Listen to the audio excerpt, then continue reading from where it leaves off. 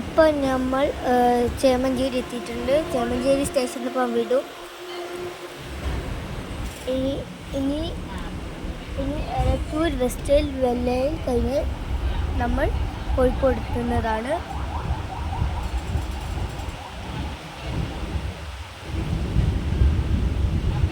നോക്കൂ,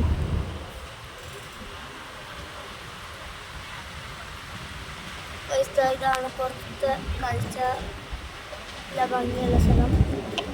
അപ്പം ഇതിപ്പം ചേമഞ്ചേരി, ഇതിനടുത്ത എലത്തൂർ, അത് കഴിഞ്ഞ് വെസ്റ്റിൽ, പിന്നെ വെല്ലയിൽ കഴിഞ്ഞ് കോഴിക്കോട് എത്തും.